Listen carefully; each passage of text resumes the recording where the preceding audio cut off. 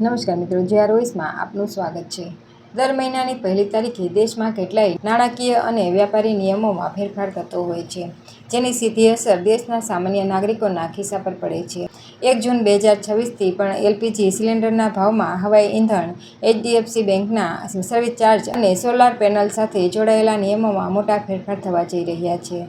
તેલ વિતરણ કંપનીઓ દર મહિનાની પહેલી તારીખે એલપીજી સિલિન્ડરના ભાવોની સમીક્ષા કરે છે। હાલમાં પશ્ચિમ એશિયામાં કટોકટી અને ક્રૂડ ઓઇલની ઊંચી કિંમતોને ધ્યાનમાં રાખતા 1 જૂનના રોજ ઘરેલું અને કોમર્શિયલ બંને સિલિન્ડરોના નવા દરો જાહેર કરવામાં આવશે। વર્તમાન સમયમાં જ્યાં કેટલાક શહેરોમાં કોમર્શિયલ સિલિન્ડર 3000ને પાર અને ઘરેલું ગેસ 1000ને પાર છે, ત્યારે 1 જૂને મળનારી રાહત કે વધારો સીધો તમારા ઘરના બજેટ અને રેસ્ટોરન્ટના જમવાના બિલને નક્કી કરશે। ગેસ સિલિન્ડરની સાથે સાથે 1 જૂનની સવારે દેશમાં હવાઈ ઇંધણ એટલે કે એટીએફના નવા ભાવો પણ નક્કી કરવામાં આવશે। જો એટીએફની કિંમતોમાં વધારો થશે તો એવીએસ કંપનીઓ હવાઈ ટિકિટોના દરમાં વધારો કરી શકે છે।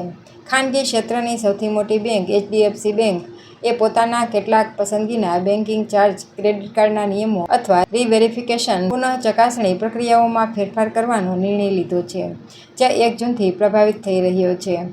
જો તમારું ખાતું એચડીએફસી બેંકમાં હોય તો transaction limit, minimum balance charges અથવા ક્રેડિટ કાર્ડના રિવોર્ડ પોઈન્ટ્સ સાથે જોડાયેલા નવા નિયમોને ધ્યાનથી જોઈ લો, અન્યથા અજાણતા જ તમારા ખાતામાં વધારાનો ચાર્જ કપાઈ શકે છે। સરકાર તરફથી રિન્યુએબલ એનર્જીને પ્રોત્સાહન આપવા માટે સોલાર પેનલ રૂફટોપ યોજનામાં કેટલાક ટેકનિકલ અને સબસિડી સંબંધિત નવા નિયમો 1 જૂનથી લાગુ કરવામાં આવી શકે છે।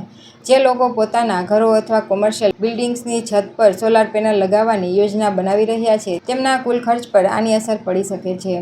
દેશની સૌથી મોટી કાર ઉત્પાદન કંપની મારુતિ સુઝુકીએ થોડા દિવસો પહેલા જ પોતાની કારોની કિંમતોમાં વધારો કરવાની જાહેરાત કરી હતી। આ નવા ભાવો આવતીકાલથી જ લાગુ થવા જઈ રહ્યા છે। મારુતિ સુઝુકીના જણાવ્યા અનુસાર, અલગ-અલગ મોડલ્સ પર કારની કિંમતોમાં મહત્તમ 30,000 સુધીનો વધારો કરવામાં આવી રહ્યો છે।